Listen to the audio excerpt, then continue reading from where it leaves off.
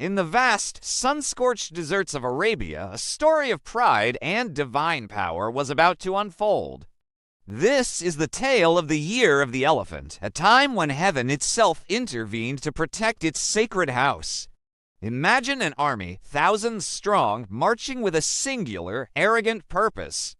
At its head was Abraha, a powerful king whose heart was consumed by jealousy. He saw the Kaaba in Mecca, the simple cube-shaped house built for the worship of the one true God, drawing pilgrims from all corners of the land. He wanted that reverence for himself, for his own grand cathedral. So, he set out with an unstoppable force, including a colossal elephant, a beast of war meant to crush the Kaaba and extinguish the light of faith. The people of Mecca were powerless. They were not warriors. They were guardians of a sacred site. Facing this overwhelming army, they could only retreat to the surrounding mountains, their hearts filled with prayer. They put their trust not in their own strength, but in the Lord of the Kaaba. As Abraha's army approached the holy city, a strange thing happened. The great elephant, the spearhead of the attack, knelt and refused to move another step toward the Kaaba. No matter how much they prodded or pushed, it would not advance. Then the sky darkened, but it wasn't a storm of sand or rain. A shadow fell over the valley as countless small birds, like a living cloud, swarmed from the direction of the sea. Each bird carried 3 tiny pebbles, 1 in its beak and 2 in its claws.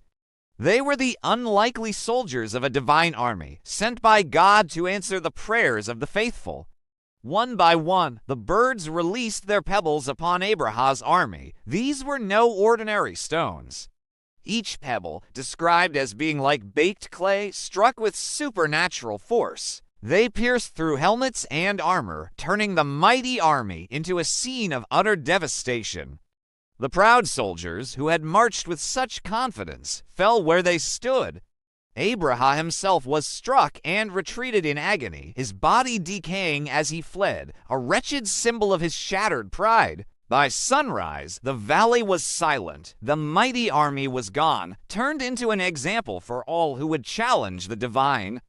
And there, standing serene and untouched in the morning light, was the Kaaba. It stood not because of walls or armies, but because it was protected by the Almighty. This event was so profound that the year became known as the Year of the Elephant, forever marking a moment when faith triumphed over brute force, and a flock of birds defeated an army of elephants. It's a timeless reminder that true power belongs to God alone, and He protects what is sacred.